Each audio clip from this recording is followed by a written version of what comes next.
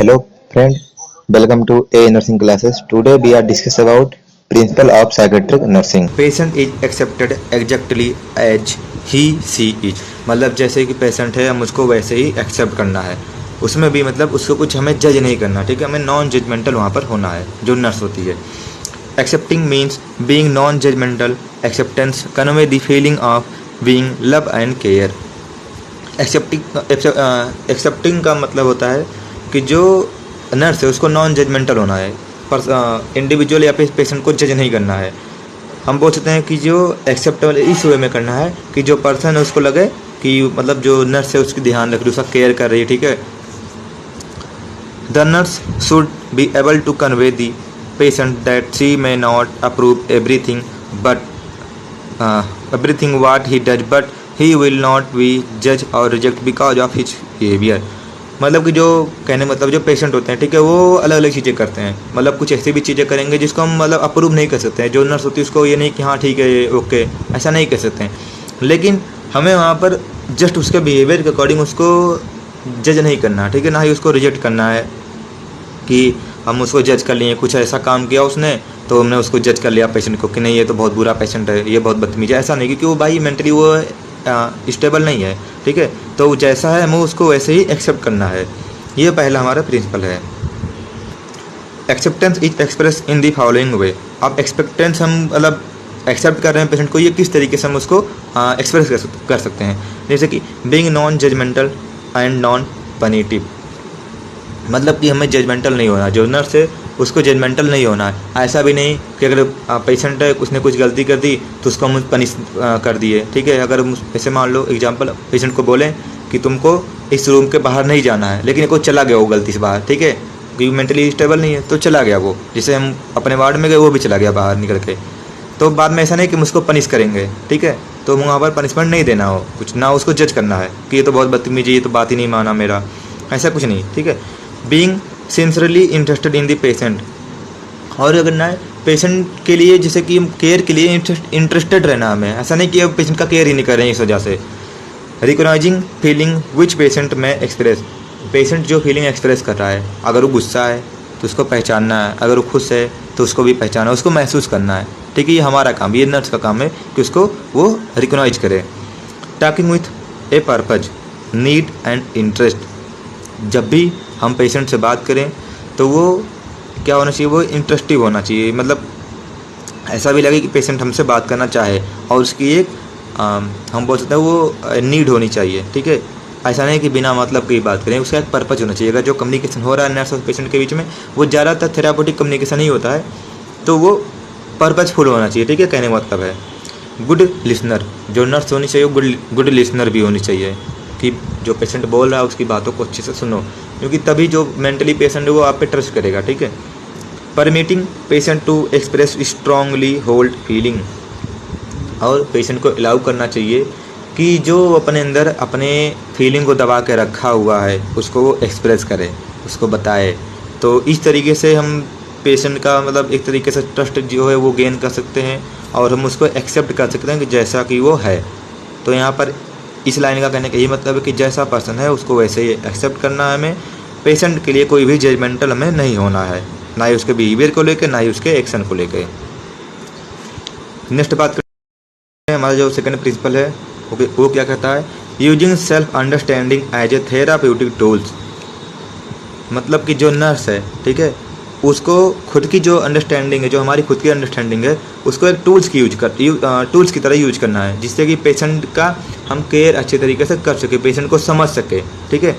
A psychiatric nurse should have realistic self concept and should be able to recognise own feeling, attitude and response, मतलब जो psychiatric nurse है, ठीक है, उसका जो खुद का एक कॉन्सेप्ट होना चाहिए खुद की तरफ, वो रियलिस्टिक वे में होना चाहिए, जिससे कि वो अपने खुद की फीलिंग और अपनी रिस्पॉन्सिबिलिटी के बारे में जान सके, अवेयर रहे।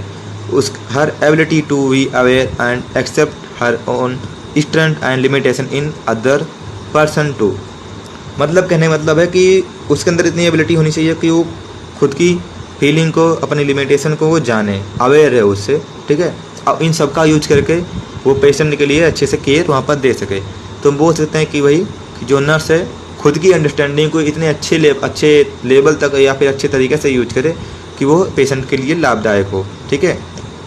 इसलिए हम यहाँ पर बोला गया एज ए थेराप्यूटिक टूल्स, ठीक है, कि खुद की अंडरस्टैंडिंग इस तरीके से करना जिससे कि जो पेशेंट है उसके लिए वो लाभदायक हो, ठीक है, उसका केयर हो वहाँ पर, ठीक है। ये हमारा सेकंड प्रिंसिपल कहता है। Next third principle, consistency is use to contribute patient security. Consistency होनी चाहिए, मतलब जो केयर हम दे रहे हैं वो लगातार उस पेशेंट को मिलना चाहिए। ऐसा नहीं कि हम आज केयर दिए फिर कल बंद कर दिए, ऐसा नहीं है। उसको कॉन्टिन्यूटी हमें मेंटेन करनी चाहिए जिससे कि पेशेंट का जो आउटकम है, उसके हेल्थ का जो आउटकम है वो इम्प्रूव हो सके, अच्छा आउटकम आ सके। Reassurance should be given in the acceptance manner. Reassurance देना है पेशेंट को, जैसे कि पेशेंट कोई है, हम बात करते हैं अगर कोई पेशेंट अल्कोहलिज्म का आया, ठीक है, अल्कोहल यूज कर रहा है, तो उसको हमें इस तरीके से उसको रीएश्योर करना है जिससे कि वो एक्सेप्ट कर सके। उसको मतलब डरा धमका के नहीं उसको कोई चीज़ बताना, समझाना है। ऐसे बताना कि नहीं देखिए बहुत लोग आए, ठीक है, और देखिए उनको देखिए वो इतना दारू पीते थे, ठीक है, इतना शराब पीते थे, अभी के टाइम पे वो छोड़ चुके हैं, ठीक है, तो ऐसे आप भी हो जाएंगे। मतलब उनको इस तरीके से समझाना है जिससे कि वो आसानी से समझ जाए, ठीक है, कोई मिसअंडरस्टैंडिंग ना हो। नेक्स्ट प्रिंसिपल की बात करें, unnecessary increase anxiety is patient should be avoided. मतलब कि बिना वजह के हमें पेशेंट की एंजाइटी को नहीं बढ़ाना है। ऐसा नहीं कि पेशेंट बैठा हुआ है शांति से, उसको जाके हम टेंशन दे दें कि नहीं तुम्हारे साथ ये है, तुम ऐसे हो ऐसे हो, मतलब ऐसा कुछ नहीं करना जिससे कि पेशेंट की एंजाइटी बढ़ जाए, ठीक है, तो उसको हम अवॉइड करना है। Maintain realistic nurse patient relationship. जो नर्स और पेशेंट का एक रिलेशनशिप होता है, ठीक है, थेराप्यूटिक रिलेशनशिप होता है, उसको हमें रियलिस्टिक तरीके से मेंटेन करना है, जो रियल लगे, ठीक है। Next, avoid physical and verbal force as much as possible.